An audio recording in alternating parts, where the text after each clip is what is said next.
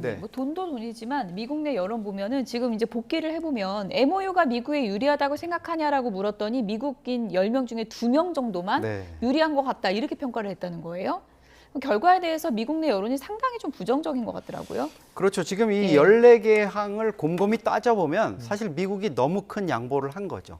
핵 문제 관련해서도 물론 이란이 핵을 앞으로 갖지 않겠다, 있는 것도 폐기하겠다 이렇게 약속한 거는 상당한 성과라고 볼 수 있거든요. 예. 저도 뭐 이란이 핵을 포기한다고 이렇게 문서상으로 명기를 하는 정도의 이런 수용을 할 거라고는 보지 않았는데 그분을 받아들였고 그렇지만은 핵을 해체하는 거라든가 이런 거를 원래 계획과 달리 이란 내에서 하는 이란 측의 주장을 받아들인 거 그리고 핵의 어떤 개발의 재개라든가 이런 거는 예. 사실 앞으로 상황에 따라서 얼마든지 가능한 부분이지 않습니까? 그러니까 완전히 되돌릴 수 없는 상황으로 묶어놓은 것도 아닌 상황에서 호르무즈 해협에 대한 권한도 사실상 좀 애매하게 만들어 놓고 그다음에 3천억 달러라는 어마어마한 돈을 또 줄 수 있는 이런 부분을 해놨기 때문에 네.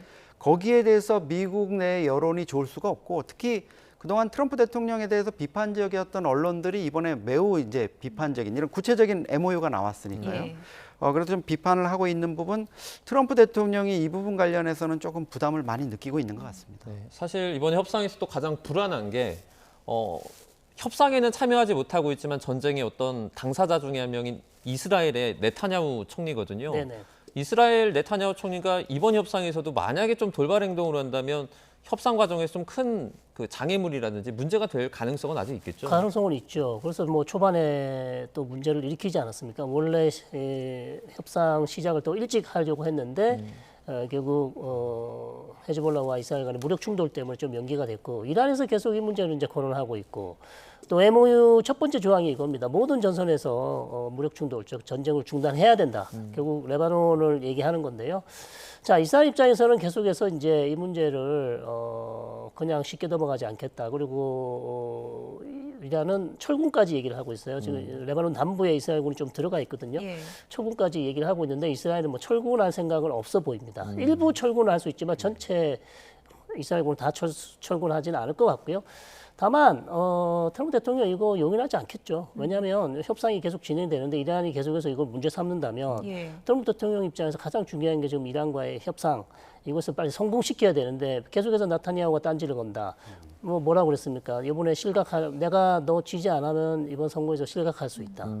뭐 이런 얘기까지 해서 계속 압박을 하고 있는 것이고. 총리 그만하고 싶나? 뭐 이렇게 얘기까지 그렇죠. 했죠. 실제 미국 예. 대통령이 한마디 하면요, 심각한 여론에서 불리하게 될 수 있어요. 이미 여론조사에서 그렇게 좋지 않은 상황인데 네. 여기서 트럼프 대통령이 한마디 더 한다면 아주 치명적인 타격이 될 수 있죠. 네. 그렇기 때문에 저는 나타냐후 총리가 좀 자제할 필요가 있고 이스라엘 내부에서도 여기에 대한 토론이 지금 많습니다. 예. 그러면 트럼프 대통령의 말을 어기고 우리가 그럼 레바논에서 헤즈볼라를 그냥 공격을 해야 되냐? 근데 대부분의 전문가들이 얘기하고 있어요. 절대 미국의 끈을 놓치면 안 된다. 미국 끈을 잡고 있어야 된다고 얘기하고 예. 있습니다. 너무나 중요하기 때문에 아무리 화가 나도 트럼프 대통령이 마지막 그 끈을 놓으면 안 된다라고 하고 있기 때문에 저는 아마도 차지할 가능성이 높다 이렇게 봅니다. 레드라인까지는 가면 안 된다.